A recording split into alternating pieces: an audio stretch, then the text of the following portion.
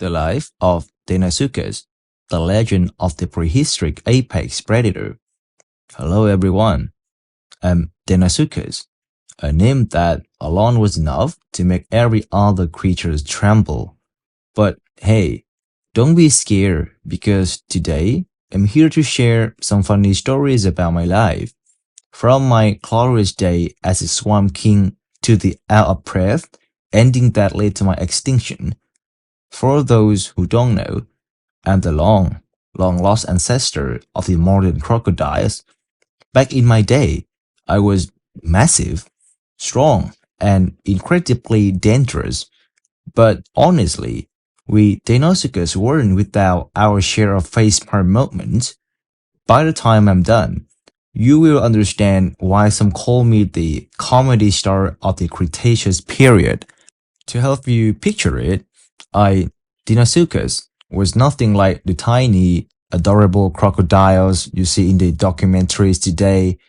I was a true giant monster, stretching 10 to 12 meters long and weighing between 8 to 10 tons, about the size of a bus. Just imagine me poking my head out of the water, and I guarantee every living creatures in the swamp, big or small, will feel chills down their spines. But let me tell you, being a giant wasn't all fun and glory. Sure, my size make me intimidating, but do you know what it feels like to get stuck every time you try to sneak through bushes? One time, I tried hiding behind a bush by the swamp, a hunting tactic I picked up from my smaller crocodile cousins. But life isn't always kind. With my enormous body, I didn't even make it halfway before I got completely wedged in the bush. And of course, as if my luck couldn't get worse, a group of small dinosaurs happened to pass by at that exact moment. Instead of running in fear, they stopped it, stared, and burst out laughing. One of them even had the nerve to shout, "Hey look, the three-good legs." At that point, my pride was utterly crushed. I thrashed as hard as I could to free myself, but instead of escaping gracefully, I ended up dragging the entire bush into the middle of the swamp with me. Imagine me standing there, tangling leaves and branches. I looked like I was modeling some kind of swamp crash fashion collection. The little dinosaurs were rolling on the ground laughing, and all I could do was mumble under my breath, "You'll all be my lunch someday." My jaws were something everyone feared. With a bite fork stronger than a Tyrannosaurus Rex, I could crush turtle shells, dinosaur bones, and pretty much anything that ended up in my mouth. Honestly, I was the industrial crusher of the Cretaceous period, but sometimes I could be a bit reckless. Once, in my hunger, I accidentally bit down on a rotten log. The result? I broke a tooth. The dinosaurs around me were rolling on the ground laughing, and I had to live with a gap tooth, smile for the rest of that dry season. Unlike other meat-eating dinosaurs that ran around chasing prey, I had a different style. I could hide underwater, leaving only my eyes and nose visible. When my prey got too close, boom! I could launch out like a missile and grab them in an instant. But hiding had its downside too. One time, I stayed still in the mud for so long while waiting for prey that a school of small fish swam by, and thought I was a rock. They swam around me, tickling me and making me itch like crazy. But I couldn't move. By the time I finally snapped at them, they were already gone. Everyone thinks that a swam king like me must have a fancy appetite, but honestly, I'm not picky at all. My menu was as diverse as a 5-star buffet: fish, turtles, herbivorous dinosaurs, and even smaller members of my own kind if they wandered too close. For me, anything that swam, crawl, or even accidentally cross the range of my jaws was fair game. To maintain my massive size, I needed to eat an enormous amount of food every day. A light meal for me was around 50 to 100 kilograms of meat. On hungry days, I could gulp down 200 kilograms and still feel unsatisfied. Imagine me devouring a medium-sized herbivorous dinosaur in one sitting and then lounging around like I just finished a New Year's feast. But being a glutton came with consequences. Once I got a bit carried away in a moment of sheer hunger. I went after something bigger than I could handle, a hadrosaurus, weighing over a ton. At first, it tasted amazing, but the more I chewed, the more I realized I would bitten off more than I could swallow. When I tried to gulp it down, I choked. That moment was hands down the most embarrassing one of my life. I thrashed, opened my mouth wide, and flailed my tail so hard that the entire swam went into chaos. Meanwhile, the little fish swimming nearby couldn't pass up the chance to mock me. The swam king choking because he's too greedy. How embarrassing. I was furious, but I couldn't argue with them.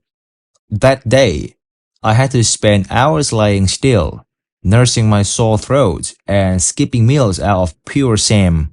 Now, let me tell you about the job I'm best at, hunting. My strategy is all about stalking, staying hidden underwater, and waiting patiently. With my massive size, you think I will be clumsy, right? Wrong. I can stay perfectly still for hours, with only my eyes and nose above water, making it impossible for prey to notice me lurking. My favorite meals include large fish, turtles, and tiny dinosaurs like the cloudless ornithopus. One time, I successfully ambushed the big turtle, but its shell was so tough that I had to keep biting and crunching for ages. Just as I was focused, a flock of little birds flew by, pointing at me and giggling. Keep going, Mr. Crocodile. Must be hard work cracking that turtle shell, huh? Of course, even a pro like me had the occasional on-the-job accident. Once, I went for what I thought was a giant fish, but it turned out to be a floating log. I ended up breaking a tooth and spent the rest of the day dealing with damage control. The fish nearby smirked and snickered, while all I could do was drawl. Don't let me catch you later. Don't think I'm a loner. We actually live in groups. Why I prefer hunting solo. Sunbathing and chatting are way more fun, with the gang around. One time, the whole group was sunbathing, and a tiny bird landed on my head, pecking away non-stop. I tried to act cool, but it tickled so much that I let out a thunderous sneeze. The result? The bird got blown away. The whole group panicked and jumped into the water, creating waves that sent fish flying everywhere. Ever since then, whenever they see me yawn or sniffle, they yell, "Watch out! He's gonna sneeze again!" Despite the teasing, our gang is really united. When hunting, some block the prey's path while others ambush. So our success rate is pretty high. But there was this one time I jumped out too early and scared the prey away. The whole group turned to me and said, "Trying to be a hero, huh?" Even though I sometimes mess things up, the family bond in our swam is still the best. My mom always told me the story of how I came into the world, and it never failed to make me smile. Unlike human moms, she laid around 8 to 10 eggs in a carefully built nest she made herself. She said each egg was about the size of a small watermelon, and when I finally hatched, I weighed nearly 4 kilograms. She watched over the nest day and night, guarding is fiercely against any curious animal that dare to come too close. Mom said she had to swat away a noisy bird once with her tail just to keep the eggs safe.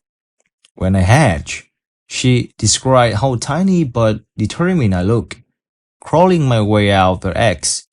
Raising me wasn't easy, but Mom made sure I always had enough food to grow strong. She could teach me how to swim, how to find food, and most importantly, how to stay safe from predators. You were small, but you were fearless, she said with pride. Her care and love helped me to grow into who I am today, and I will always remember her for it. Do you think it's easy for a massive creature like me to find a mate? Wrong. In the world of Deinosuchus, finding a perfect partner is truly an art. To impress the ladies, I have to swim around the swamp and put on quite a show, rowing loudly to make echoes across the waters, splashing onto the surface to create waves, and even spreading my fins like I'm the beauty queen of the swamp. Once, I got too little to carry away, leap onto the shore, and sleep, making the other crocodiles laugh their tails off. When I finally found my ideal mate, we built a nest together. I took care of transporting the soil, while she neatly shaped it with her tail. Those were the most romantic moments I can remember in my Deinosuchus life. Practical yet hilarious, unforgettable. Like all stories, my era eventually came to an end.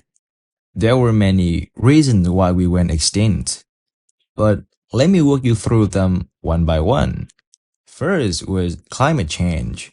The cool, wet swamp of the past became dry and barren as the earth heated up, and the rainy seasons were no longer predictable. Without water, I couldn't hide to hunt my prey, and living under the scorching sun was pure misery. To make matters worse, the dwindling water meant less food. Fish migrated elsewhere, and turtles and small dinosaurs stopped coming near. Another big problem was the arrival of the stronger and faster creatures. Some small, agile, carnivorous dinosaurs began stealing my prey right before my eyes. Once, I spent hours stalking a big fish, only for a tiny dinosaur to snap it up before I could pounce. I was furious, but what could I do? I couldn't chase after them, and I was too hungry to fight. Lastly, the food supply simply ran out. We needed a lot to eat on average.